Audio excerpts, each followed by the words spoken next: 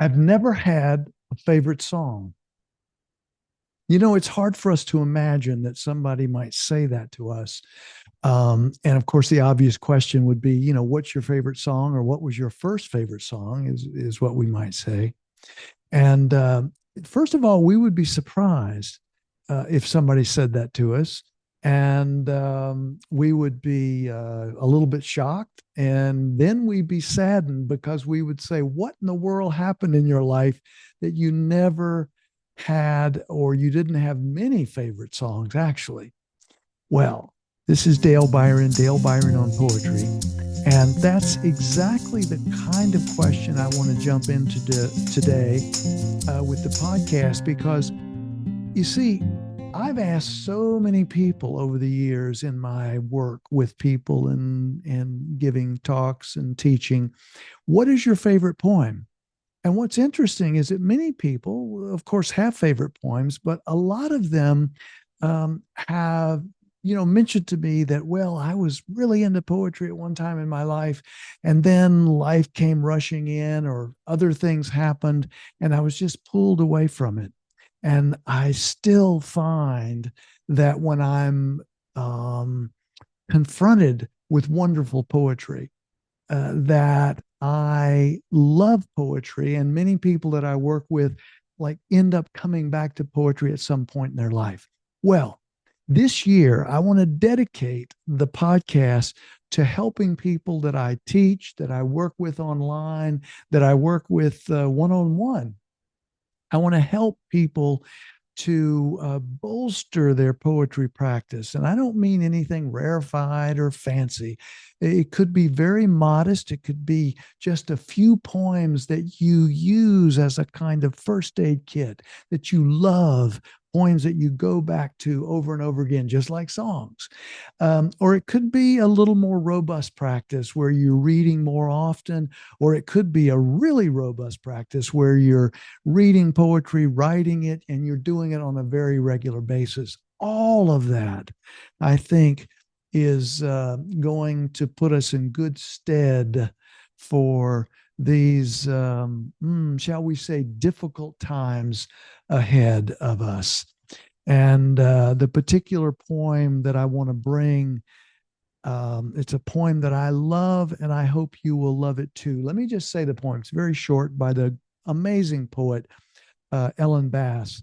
And the poem is called The Thing Is. Let me say the poem, and then we will talk a little bit about it. The Thing Is by Ellen Bass. To love life, to love life, to love it even when you have no stomach for it, to love life, to love it even when you have no stomach for it, and everything you've held dear crumbles like burnt paper in your hands. Your throat filled with the silt of it, your throat filled with the silt of it. When grief sits with you, when grief sits with you, its tropical heat thickening the air, heavy as water, more fit for gills than lungs. When grief weights you down like your own flesh, only more of it, an obesity of grief. You think, how can a body withstand this? You think, how can a body withstand this? Then you hold life like a face. You hold life like a face. No charming smile, no violet eyes. And you say, yes. You say, yes, I will take you. I will love you again. I will love you again. That's Ellen Bass, beautiful, amazing poem called The Thing Is. What brought that to mind, and in the broader context that we're going to dig into and explore all this coming year, which is, building our own personal poetry practice. and stepping into these poems for insight and inspiration and wisdom at times. And one of the things which has been occurring, of course, is the horrendous fires in the Los Angeles, California area. And this is a worldwide phenomenon. And I think probably it's at least on it's a little bit on everyone's mind, and it's a lot on some people's minds.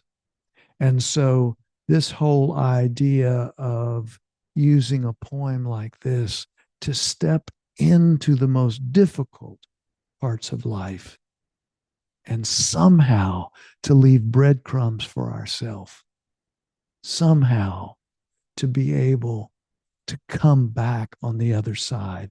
Of course, we're right in the middle of the tragedy, so this is the time of just surviving.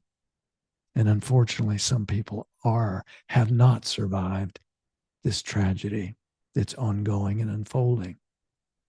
But this is the kind of poem that I want to suggest that we potentially have as part of our own practice, as part of our own first aid kit of poetry.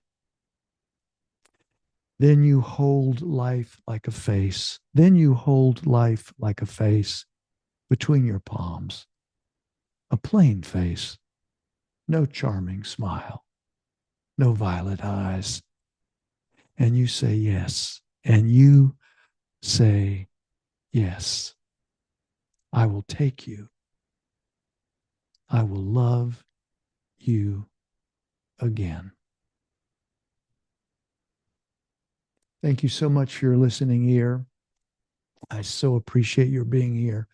And if you like to put one of your favorite poems, or maybe your all-time favorite poem, or even your favorite song, put that in the comments. I'd love to see it, love to hear it.